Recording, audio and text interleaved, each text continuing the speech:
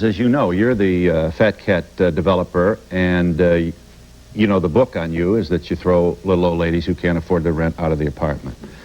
I don't think that's the book on me, if you want to know. Well, certainly I don't think it is at all. I think probably it's just the opposite.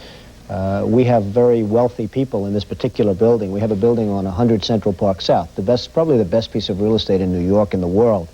And we have very wealthy people, extremely wealthy people living in this building. Well, we have second homes. It's not quite accurate to say that every occupant is an extremely wealthy person. No, but the ones that were complaining were the wealthy ones. The ones that were complaining, Phil, were the wealthy ones. These are people with a lot of money. One of them owns a brownstone, a number of brownstones on East 66th Street, and yet she's living in this building for a rent-controlled rent. The rent-controlled people, the people that need rent control, they're not the ones that are protected. It's people that are usually wealthy with a lot of influence that have the connections to get a rent-control apartment. People that might need it, they don't have rent-control apartments.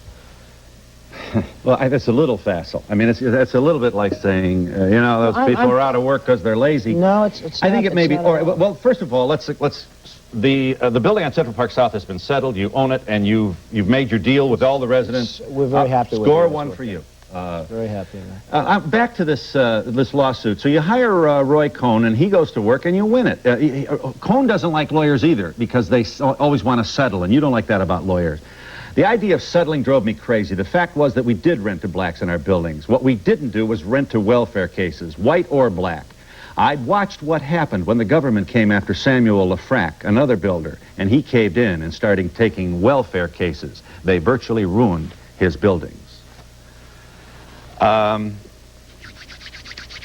Welfare cases ruined his buildings.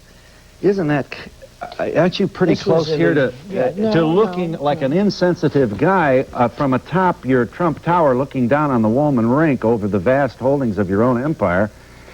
Shouldn't we have just a little more understanding from a man of your influence and wealth on the issue of making New York livable for all of us, safety on the subway? If the answer is absolutely, then we can't continue to give you guys these big tax breaks, and that would go for General Electric and NBC too. You tell us in your own book that you would make money on the Trump Tower in New York when everybody without the tax breaks. So when everybody else in the city gets it but Donald Trump, when Koch and the administration tries to stop Donald Trump, and I don't say give me the tax breaks, I say don't give everyone else the tax breaks.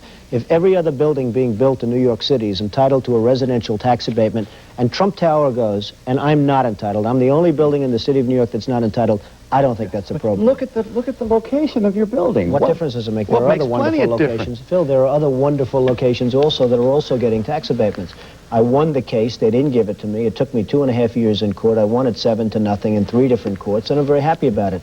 I didn't win it because I so much needed it as much as because on a moral principle I was entitled to it.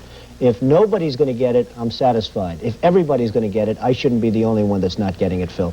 And I know you well enough to know that you wouldn't take it either. If you were in my position, you wouldn't take that. So that's what happened. Hey, let's hear it for the rich folks. But you tell us also in your book, you left Queens and you left Brooklyn for Manhattan to get away from rent control. You're honest to tell us in this book. No, I'm honest. Hey, I'm not running for anything, Phil. I'm not running for office. I don't have to lie in a book. I want to tell the facts, okay?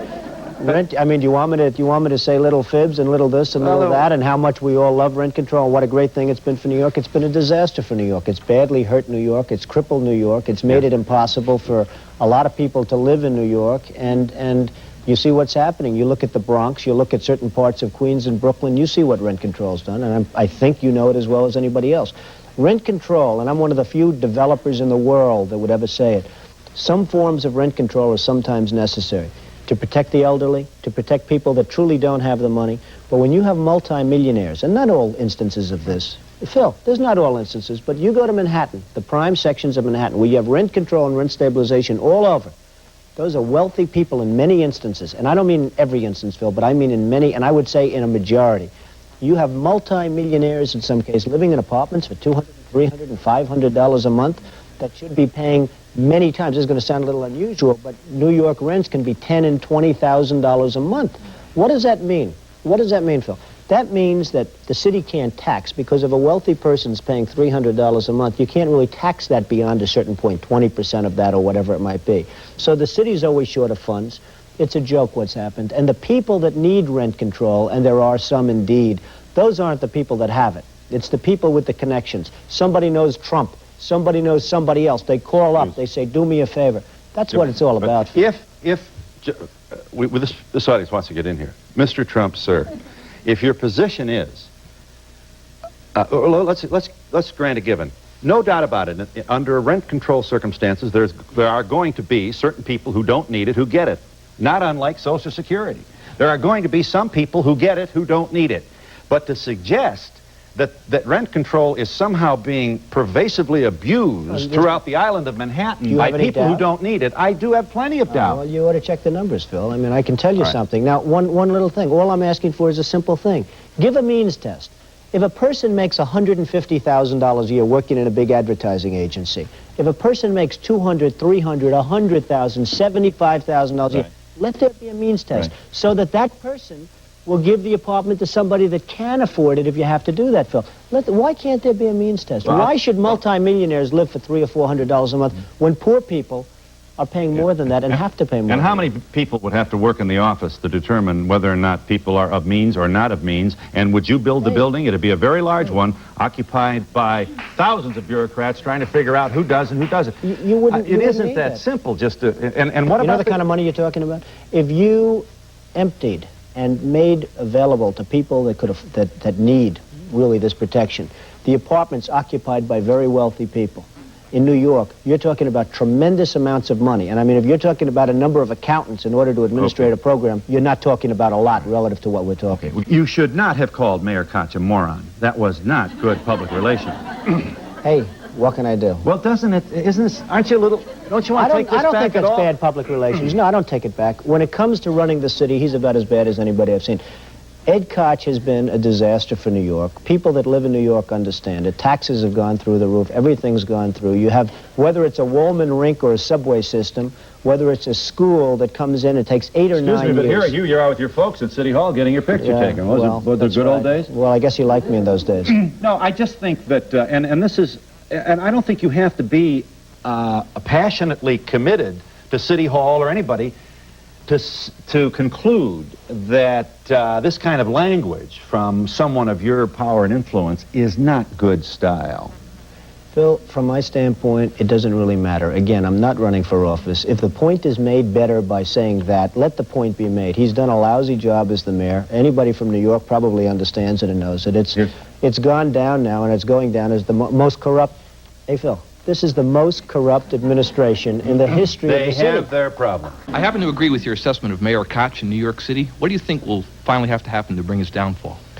Well, I have a feeling, and maybe it's more of a prediction. I think that the incompetence and corruption of the Koch administration will eventually lead to his resignation or his just having to be forced out, because I think he's that bad. And as Phil says, I don't like mincing words, because what difference does it make? Again, I'm not running for office, so it doesn't matter. I can stand up here, and unlike a lot of people that I watch, I can say what I think.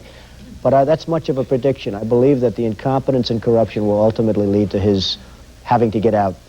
When I see a total ripoff of this country by Japan, where they literally have no defense budget, where we have to borrow money from them in order to get them oil and defend the Persian Gulf, where most of the oil goes to Japan and other countries, not us. We get 4% of our oil. When I see Kuwait, a total ripoff, we're bringing the Bridgeton. You remember the Bridgeton? Their oil minister sat back and he laughed at how much money he's going to make. Why aren't we getting some of that money? Why aren't we getting it? They're taking in billions and billions of dollars, and we can't even land a helicopter on Kuwaiti soil. You tell me that's right. Saudi Arabia, they wouldn't even be there except for us. And in Saudi Arabia, we couldn't even use their minesweepers, Phil. You know it.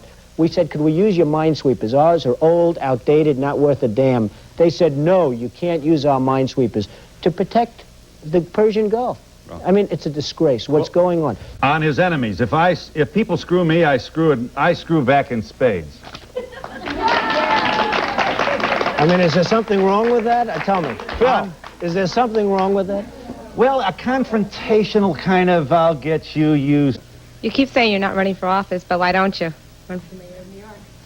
No, I wouldn't want to run for mayor of New York. I'd like to see somebody talented do that, and there's a tremendous potential in New York. New York is the great city. It's one of the great places of the world, but I really have no intention of running for mayor. Thank you. But you definitely are a political person, whether you run for office, by what everything that you say and do points in that direction.